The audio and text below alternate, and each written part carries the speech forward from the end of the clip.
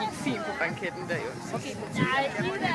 Altså, jeg blev lidt perpleks, fordi jeg var ved at trykke noget æresrundemusik, eller noget musik frem, fordi det var simpelthen så flot.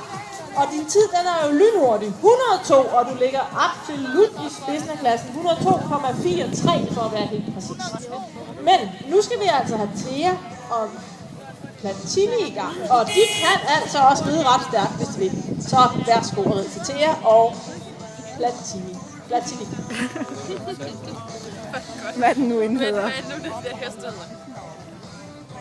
Den kan godt gå stærkt, hvis den beslutter sig for at glo på det hele. Jo. Siger du? Den skal nok gå stærkt, hvis den ikke beslutter sig for at glo på det hele.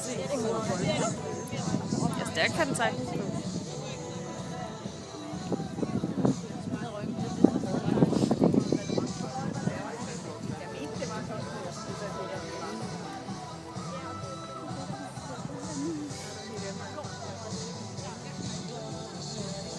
Hun skal også bare kunne holde den. Det kan også godt. Hun bare rider meget stærkere nu.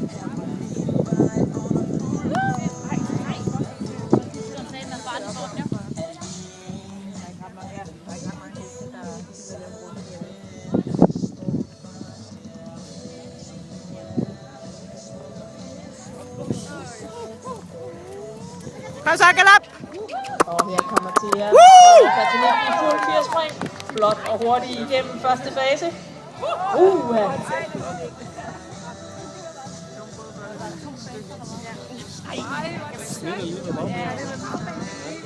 Ja, men den smider ryggen, når den kommer op og går i det tempo her. Det gør den altid, så ryger der bomben. Det er skide træls, for den kan gå pisse stærkt. Altså. Godt til, så snart hun kommer ind og får fat på den. Ja. Til gengæld rider hun stærkt. Ja. Det kan være, der er stand, der gav for. Og der bliver altså skåret nu. Indenom igen. Den hurtigste grundtid her, kan jeg ligesom fornemme.